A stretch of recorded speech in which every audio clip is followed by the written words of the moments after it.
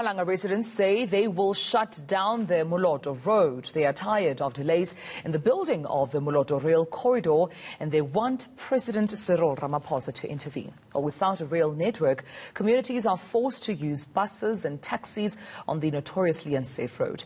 Our reporter eNCA's Nqobile Madlala is following the story for us and we talked to her this morning. Good morning to you, colleague. What are some of the concerns here raised by community members?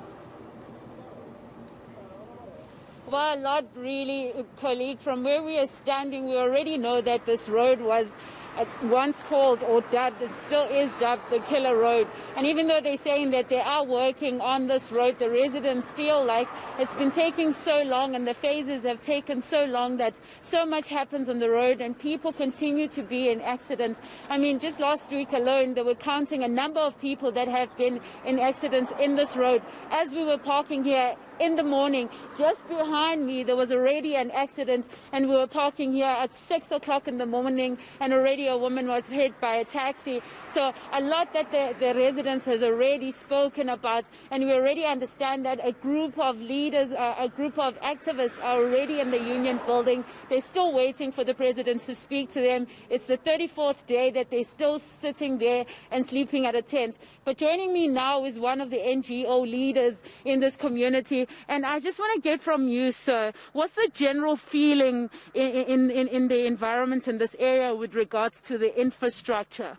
Thank you very much. The general feeling of the people in this area is that they have been regarded as second citizens in their own country because they've been promised rail for the past 27 years. And since then, nothing has happened. And remembering that 8 years ago, President Zuma came in the country, in the village, to assure people of Nqobile that the rail is coming, and it also allocated the budget for that. But since then, nothing has happened. So now, we really think that this current government of the ANC is not actually taking the people of Nqobile into consideration because it has been shown by all the other developments that needs to be done in a particular village. They have been taken to the far east, where about the people of the far west, which is us in Nqobile, not been taken care of.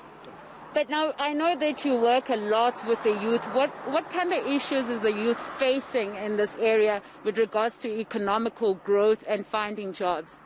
No, the youth are facing a big struggle in terms of finding jobs because at the end of the day, one will remember that when it comes to thinking of the people of Mpumalanga, we're talking about people of Nelspruit. Most of the jobs that are in our municipalities and in our government departments, they have been taken by the youth from Mpumalanga, from Nelspruit. And now youth of Nqobile, they are struggling even after finishing school. Some of them find themselves without jobs and everything. And even when it comes to entertainment and sports and other things, they are also struggling. They're not been taken care of, which is the latest most dangerous thing that has happened, painful thing that has happened to the youth of Nqobile. There's a team called TS Galaxy, which is currently going to campaign in the what is it called, DSTV Premier League.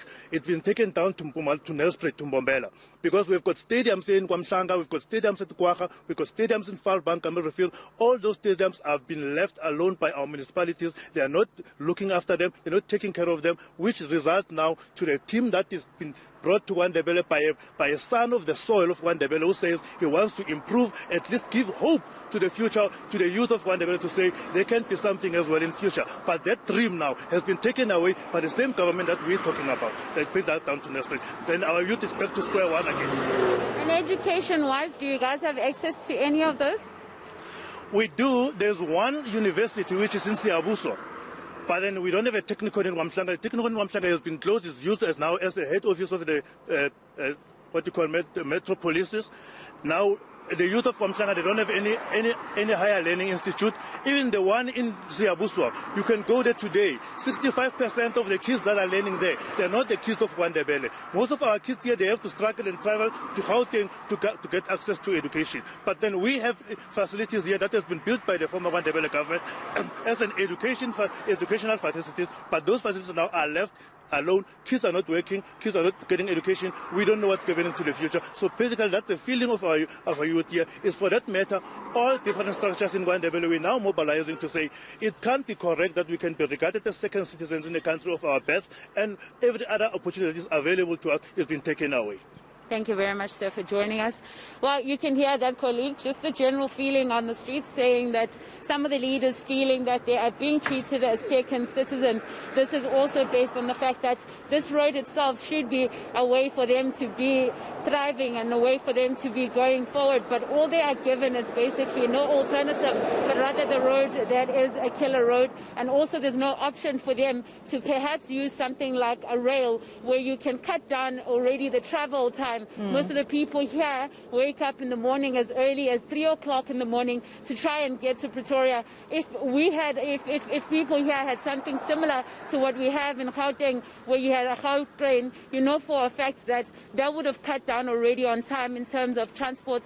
But of course, people here are just fighting for the infrastructure, saying that they need more of that. Valid concerns indeed, and thank you for highlighting them. That's eNCA reporter Nqobile Madlala.